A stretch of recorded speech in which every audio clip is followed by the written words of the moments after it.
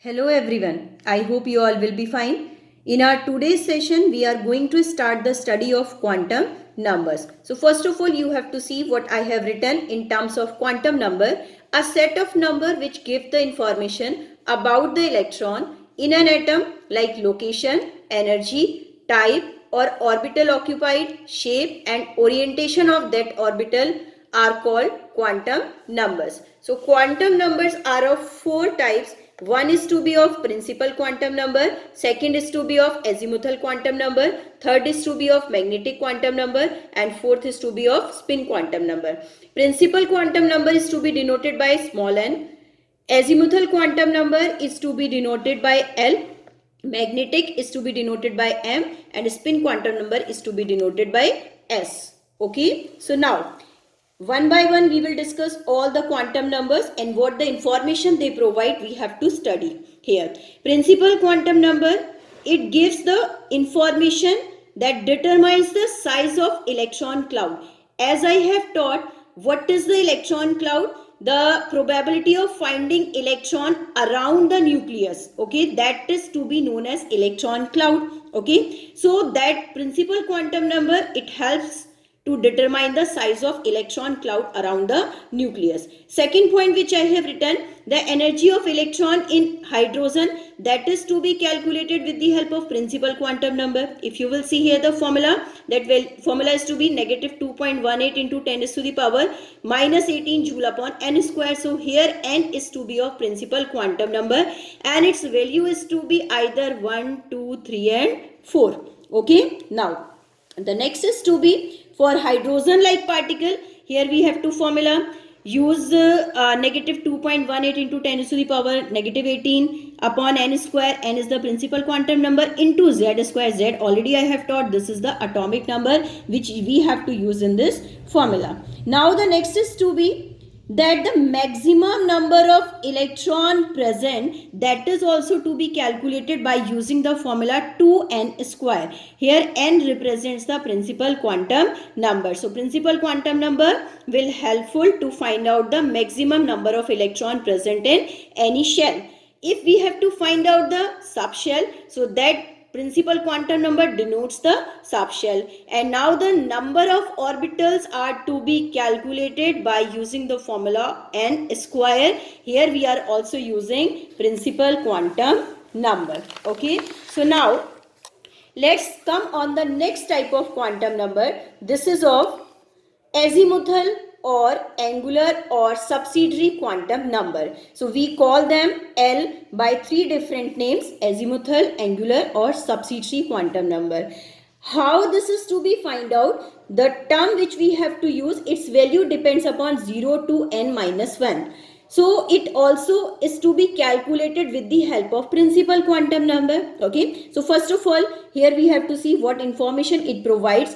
It gives the following information. The first is to be the number of subshells. It tells about the number of subshells present in main shell. Okay, now the next is to be of, it determines the subshell to which electron belong. Means if we do the electronic configuration, so with the help of electronic configuration, we can find out in which subshell electron is present. We will solve that type of question that will help you what is the mean of this statement. Now the next is to be of angular momentum of the electron present in any subshell, that is to be calculated by using that formula under root L plus 1 into h upon 2 pi. So here we are using also azimuthal quantum number, which is to be denoted by the letter L. Okay.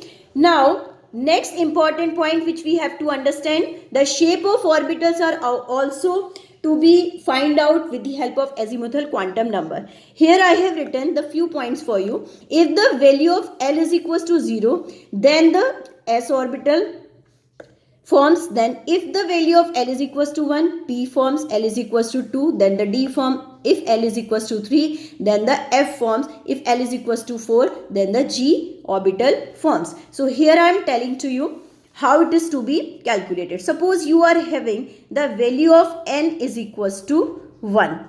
So what is the value of L that I have taught 0 to n minus 1. Okay, so that you must know that 0 to n minus 1, 1 minus 1. So what you will have there? 0. And in terms of 0, what orbital forms? S. Okay, so we will be able to find out in all the cases. So here I am telling to you, actually S orbital, it is to be known as sharp. It has one subshell only, and maximum number of electron which can enter inside it, these are of 2 only. One clockwise and one is to be of anti-clockwise. Next is to be of P. P is of principal. Now it is having 3 subshells and maximum number of electrons that can enter 6. Okay. D is to be of diffused and it is having 5 subshells, 1, 2, 3, 4, 5. So that numbers of electrons are to be total maximum 10. And F is to be of fundamental.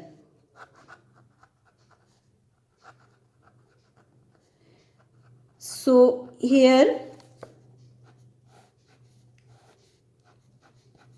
7 subshells are to be there, 1, 2, 3, 4, 5, 6 and one more 7. So the maximum number of electrons that can be enter 14. Okay, so that is to be represented like this. Okay, it can have maximum number of electron 2, it is having maximum number of electrons 6 and it is having maximum number of electrons 10, and the last one is having maximum number of electrons 14. Okay, I hope you all have got it. Let's discuss about the next quantum number. This is of magnetic quantum number. So you see here, as I have written, the magnetic quantum number, it is to be denoted by M. The formula which we have to use, M is equals to 2L plus 1 and its value is to be minus L2 plus L. This I am just going to explain it. What does it mean? Now you have to see here. Now it determines the number of orientation of electrons. It tells about the number of orientation of electron. Next is to be, it determines the magnetism generated by angular motion of electron. Next is to be, it determines the number of orbital in any subshell. So here let me help you how to find out the value of L, azimuthal quantum number, magnetic quantum number, with the help of azimuthal quantum number. So if the value of L is equals to 0, okay, so as I taught, what should be the value of S in terms of L, that S orbital forms. Now if we will have to find out the magnetic quantum number, then we have to use M is equals to 2L plus 1. So what you will do?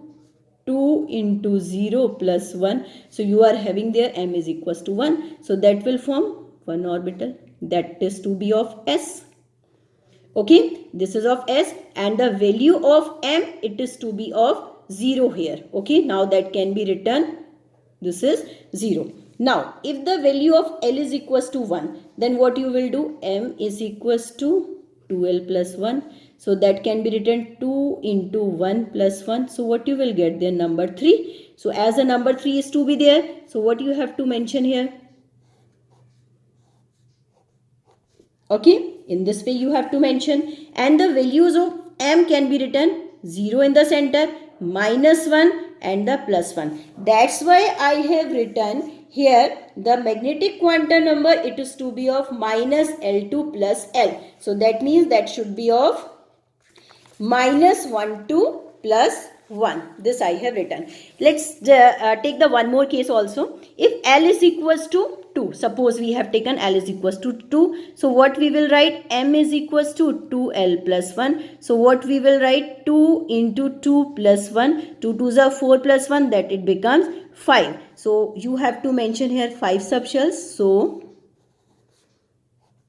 that will be mentioned like this. How their values are to be mentioned? In the center, this is of 0, this is of minus 1 and this is of minus 2 and this becomes plus 1 and this is of plus 2. So the value of M, it should be of minus 2 to plus 2. That's why already I have written the value of M is to be of minus L2 plus L. Okay. Now in the case of L is equals to 3. So what is to be written here? M is equals to 2 into 3 plus 1. 3 2 just 6 plus 1 7. So 7 boxes you have to make.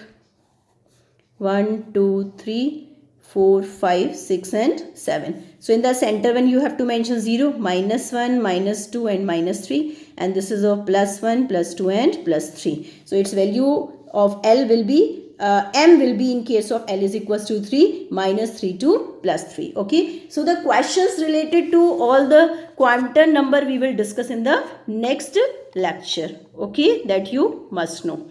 Now the next is to be of spin quantum number.